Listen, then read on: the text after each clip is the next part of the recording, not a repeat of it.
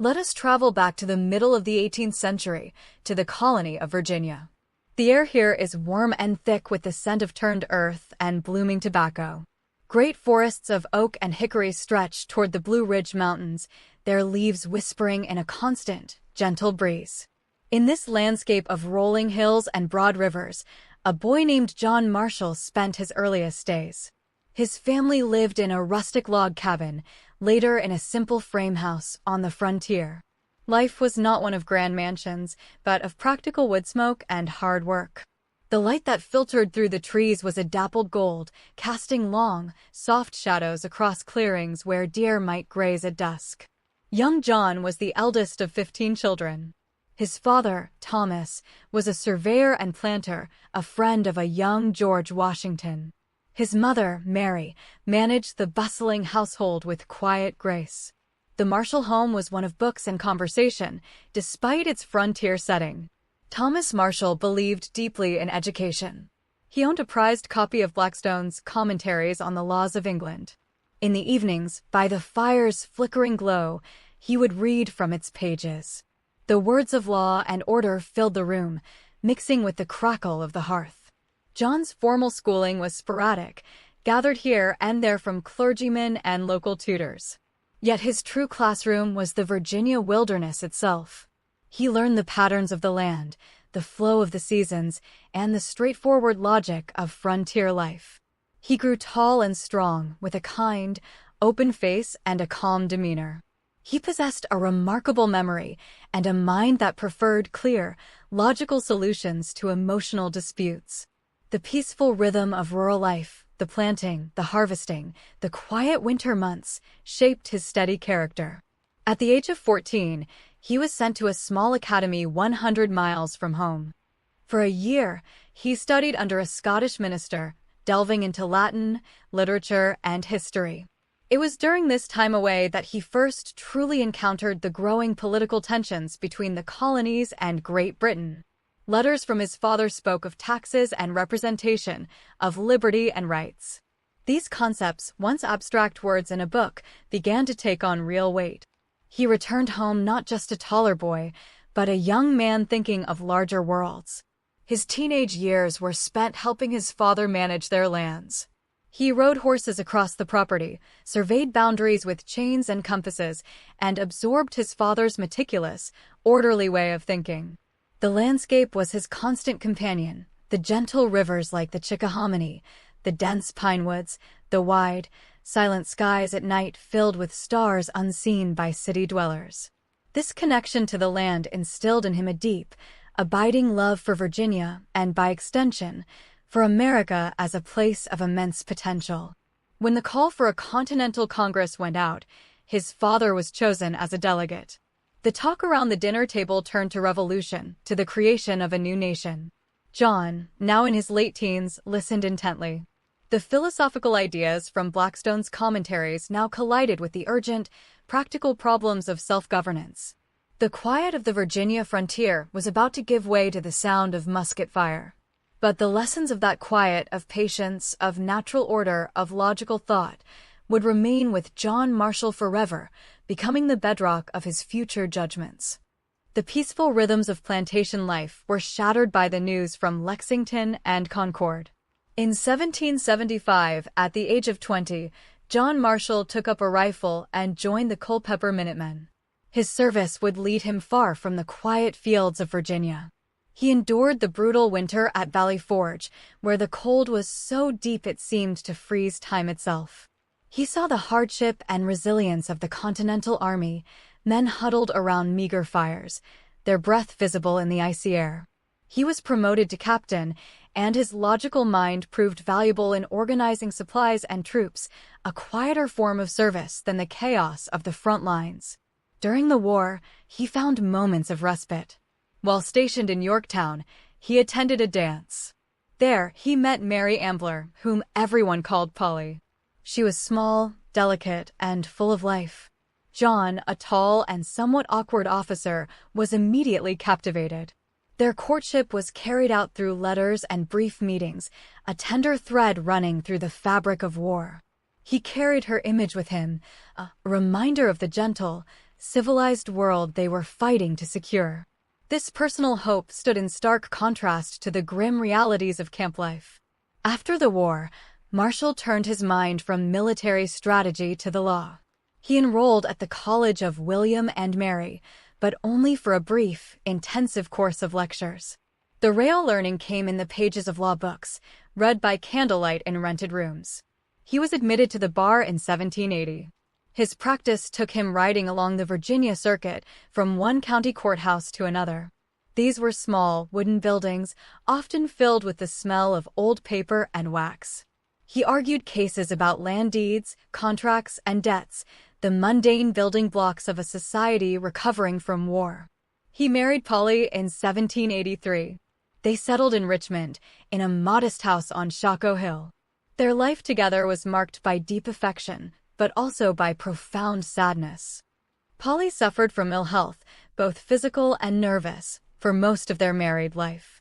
John Marshall became her steadfast caretaker, his calm and patient nature a balm to her anxieties. He would read to her for hours, his steady voice filling their parlor.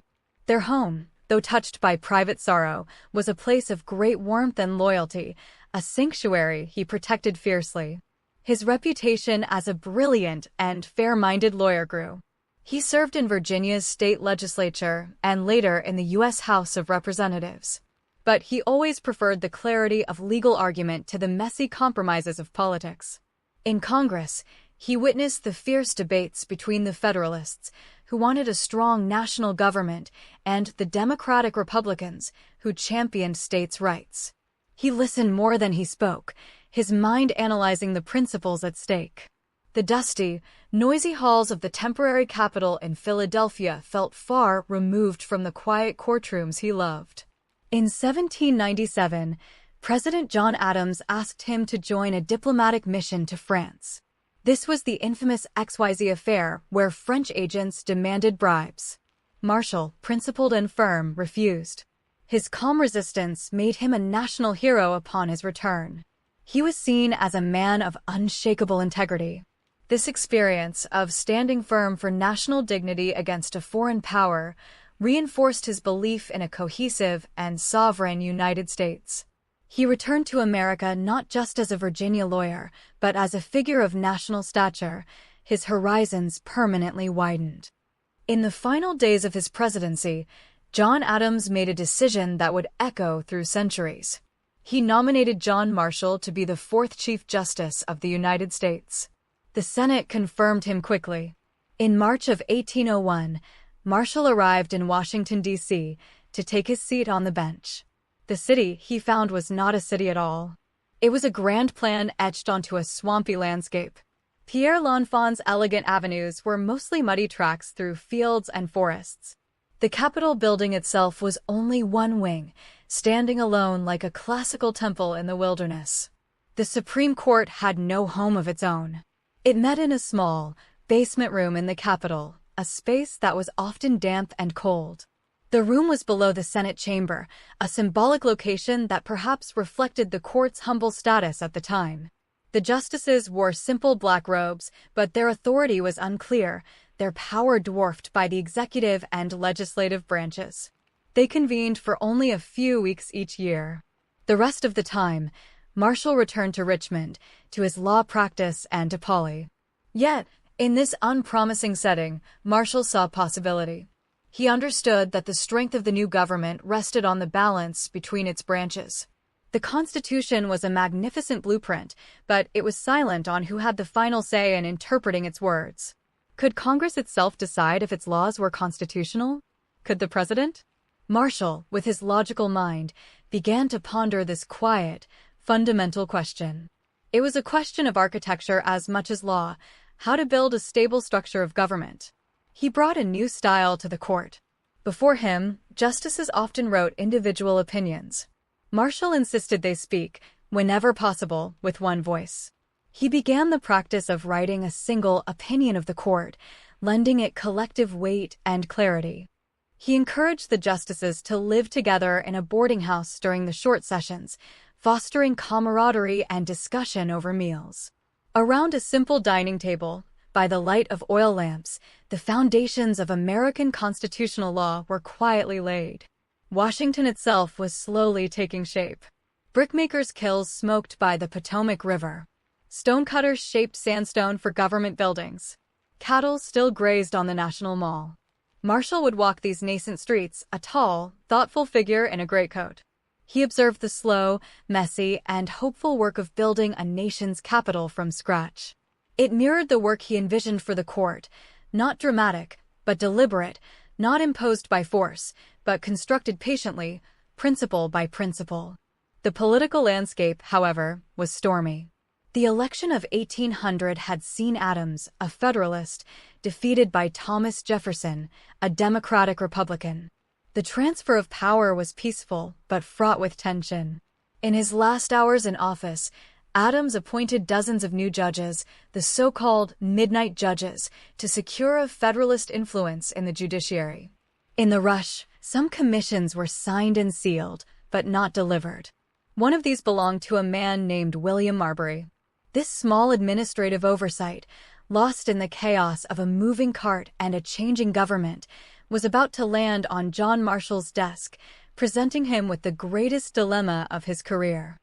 The last days of the Adams administration were a flurry of parchment and ink. In the quiet hours of the night, by the light of candles and oil lamps, clerks hurried to prepare and seal the commissions for the new judges. The air in the offices was thick with the smell of melting wax and the urgency of a departing government. John Marshall, still serving as Secretary of State alongside his new role as Chief Justice, was tasked with delivering these precious documents. It was a heavy responsibility, a final act of shaping the judiciary before the Jeffersonians took power.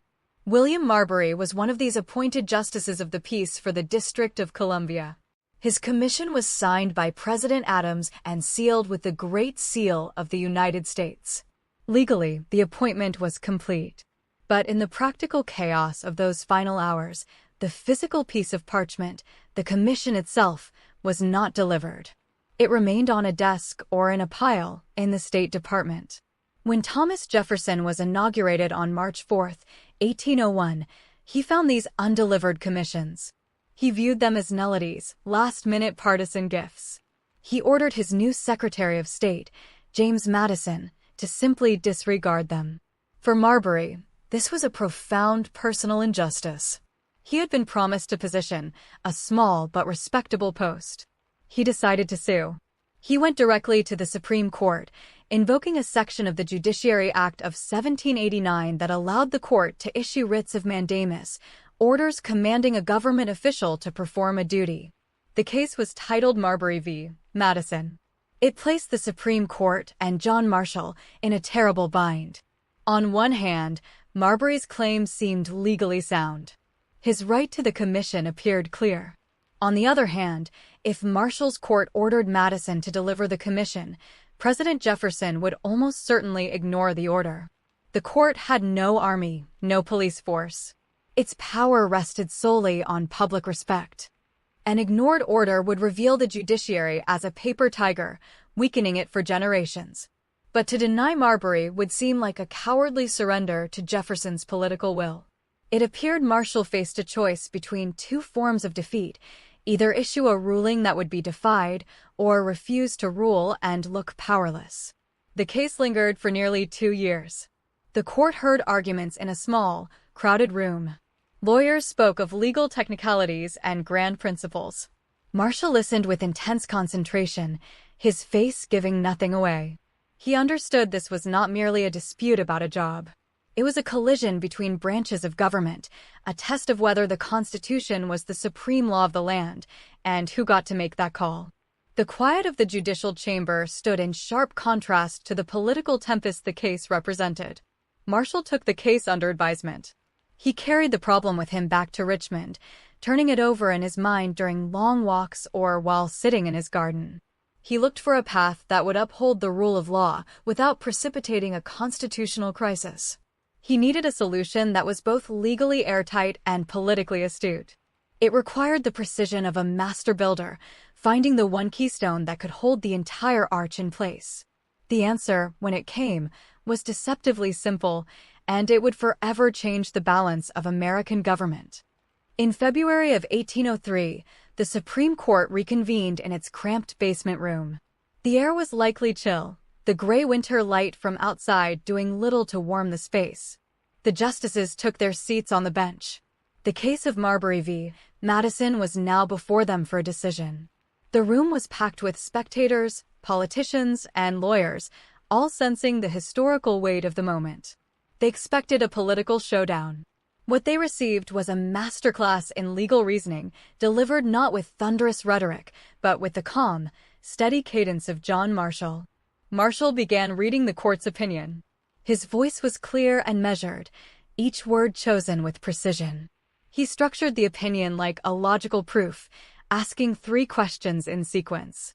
First, did Marbury have a right to the commission? Marshall's answer was yes. The appointment was complete upon signature and seal. Delivery was a mere formality. The government had violated Marbury's legal right. This was a subtle rebuke to the Jefferson administration, establishing that even the president was not above the law. Second, if Marbury had a right that was violated, did the law provide him a remedy? Again, Marshall answered yes. The very essence of civil liberty, he explained, rested on the protection of legal rights. The government of the United States has been emphatically termed a government of laws, and not of men, he stated. If the law could not offer a remedy for a violated right, then the promise of the Constitution was empty. This principle was a bedrock assertion of judicial duty. Then came the third and crucial question. Was a writ of mandamus from the Supreme Court the correct remedy? To answer this, Marshall examined the law Marbury had used to bring his case directly to the Supreme Court, Section 13 of the Judiciary Act of 1789. He parsed its language against Article 3 of the Constitution, which carefully defined the Supreme Court's original jurisdiction, the kinds of cases it could hear first, instead of on appeal. Marshall concluded that Congress, by passing the Judiciary Act, had tried to expand the court's original jurisdiction beyond what the Constitution allowed. Here was the heart of the matter. What happens when an act of Congress conflicts with the Constitution? Marshall's answer was simple and profound. It is emphatically the province and duty of the judicial department to say what the law is. If 2 laws conflict, the court must decide which one governs. And since the Constitution is the supreme law of the land, ratified by the people themselves, any ordinary legislative act that contradicts it must be void. Therefore, the section of the Judiciary Act upon which Marbury based his suit was unconstitutional. The logical conclusion was elegant, and for Marbury, disappointing. The court could not grant him the writ he sought because it had no power to hear the case in the first place under that law. Marshall had found his path. He had affirmed Marbury's right and criticized the administration, thus defending judicial principle. But he had avoided a direct confrontation with Jefferson by denying the court's power to act, a power Congress had improperly given, not one the Constitution itself granted. He strengthened the court by seemingly limiting it, claiming for it the ultimate authority to interpret the Constitution. The audience in that quiet room left, perhaps slowly realizing the magnitude of what had just occurred, not with a bang, but with the turning of a legal page. The immediate reaction to the Marbury decision was quiet. The Jeffersonians were pleased that Marbury did not get his commission. They largely missed the deeper, revolutionary principle Marshall had embedded in the opinion. There were no newspaper headlines declaring a judicial coup. The power of judicial review was not seized dramatically. It was stated as a simple, logical necessity of a constitutional system. Marshall had planted a seed in the foundation of American government. It would take years, even decades, for its full growth to be seen. Marshall understood that the court's authority depended on its prestige, not its force. In the years that followed, he wrote other landmark decisions that carefully built upon this foundation. In McCulloch v. Maryland, 1819, he upheld the constitutionality of the national bank and famously declared that the power to tax involves the power to destroy.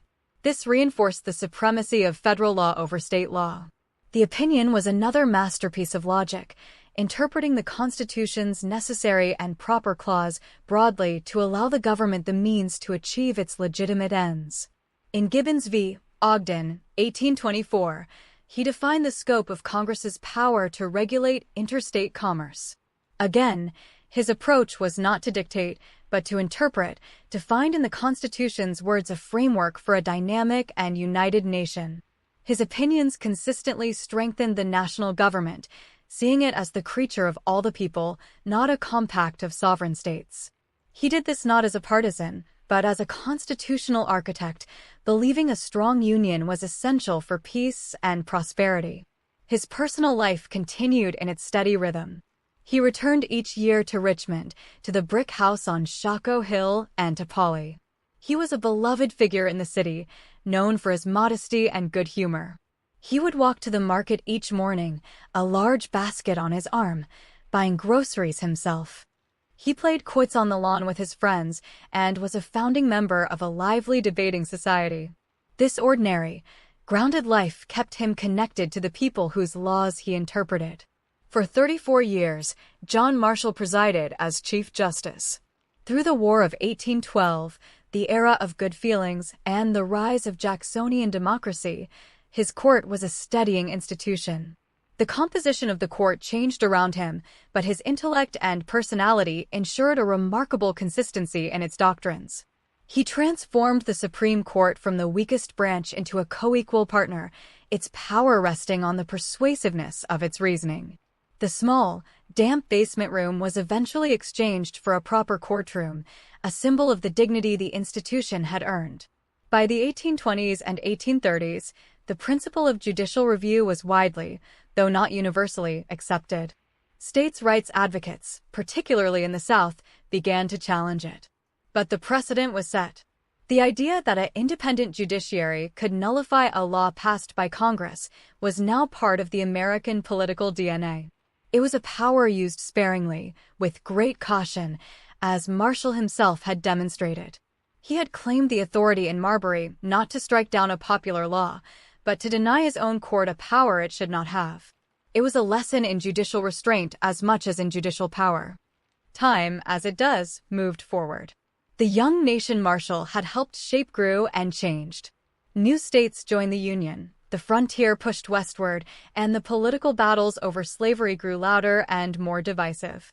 Marshall, now an old man, watched these developments with a mixture of pride and concern. His own health began to decline. He suffered from a painful liver ailment.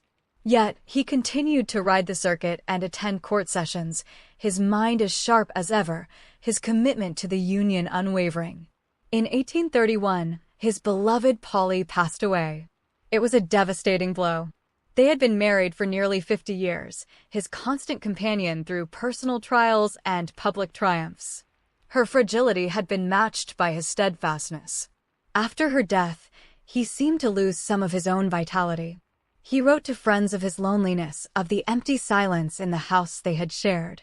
He found solace in his work and in his large, extended family, but the light in his life had dimmed. His final great act was a symbolic one. In 1833, he traveled to Philadelphia for medical treatment. While there, he agreed to sit for a portrait by the famed artist Henry Inman. The resulting painting shows an elder statesman, his face lined with age and wisdom, his eyes calm and penetrating. He wears a simple black robe, no finery. The portrait captures not the drama of a revolutionary, but the profound quiet of a judge, a man who had spent a lifetime thinking, reasoning, and building. It is the face of the Constitution itself, weathered but enduring. Back in Richmond, his condition worsened. In the summer of 1835, he knew the end was near. He arranged his affairs with his customary precision. He died peacefully on July 6, 1835, at the age of 79. The news traveled slowly by horseback and stagecoach. In Washington, the Supreme Court bench was draped in black cloth as a mark of respect. In cities and towns across the country, eulogies were delivered, honoring the man who had done more than any other to define the third branch of American government. His funeral in Richmond was a solemn, civic event. He was buried not in a grand mausoleum, but in the quiet, tree-shaded Shockoe Hill Cemetery, next to Polly. The inscription on his tombstone was simple, listing his titles and his dates. there was no mention of Marbury v. Madison.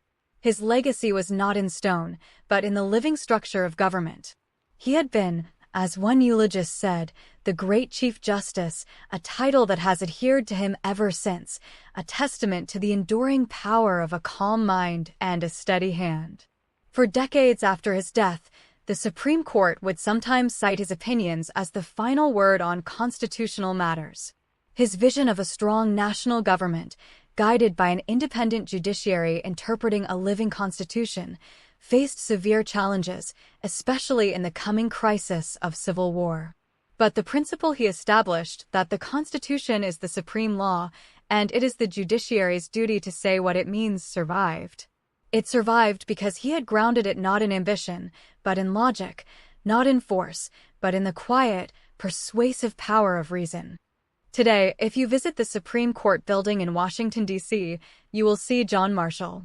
Not in person, of course, but in stone and memory. In the Great Hall, a statue of him stands, looking calm and resolute.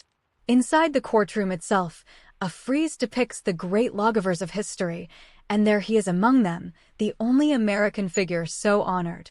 The building itself, with its marble columns and dignified silence, is a temple to the principle he did so much to establish, that in America, the final word on the law belongs not to a king, not to a temporary majority, but to a reasoned interpretation of a written constitution. His legacy is felt every time the Supreme Court hears a case challenging the constitutionality of a law. It is a quiet process. Lawyers present arguments. Justices ask questions. There are no marching soldiers, no shouted debates. The power flows from the acceptance of an idea, Marshall's idea, that this is how a government of laws should work. It is a power that has been used to strike down laws that denied rights and to uphold laws that expanded them. It is a living, evolving practice, rooted in that one decisive turn in 1803. Walk through the streets of modern Washington, past the grand monuments to presidents and warriors. The tribute to Marshall is less obvious, but more woven into the daily functioning of the city. It is in the very fact that a court can tell Congress or the president that they have overstepped their bounds. This balance, this system of checks, creates a kind of political quiet, a space where disputes are channeled into legal briefs and oral arguments instead of into violence or rebellion. It is not perfect, but it is durable. Think back to that frontier boy in Virginia, learning law by firelight. He could not have imagined the skyscrapers or the speed of the nation that would grow from those 13 states. But he understood the need for a stable framework, for rules that could outlast the passions of the moment. He found that framework in the Constitution, and he gave it a guardian in the Supreme Court. His story is not one of battlefield glory, but of intellectual triumph, not of loud proclamation, but of quiet statement. As night falls over the Capitol, the white marble of the Supreme Court building glows softly under the lights. The bustle of the day gives way to stillness. Inside, the courtroom is empty and silent, the chairs waiting for the next day's arguments. It is a place of profound peace, the peace of order and settled principle. The legacy of John Marshall is in that silence, in the space it creates for reasoned deliberation in an often noisy world. And so we leave his story here, in the quiet of a historical evening. The principles he championed, the supremacy of the Constitution, the role of an independent judiciary, the government of laws, continue their slow, steady work. They are like the deep roots of an old oak tree, unseen but essential, holding the ground firm through storms and seasons. They remind us that some of the most powerful forces in history are not shouts, but whispers, not the clash of arms, but the turning of a page, the stroke of a quill, and the calm, reasoned voice of a Chief Justice, saying simply, "It is emphatically the province and duty of the judicial department to say what the law is." And with that, we can rest.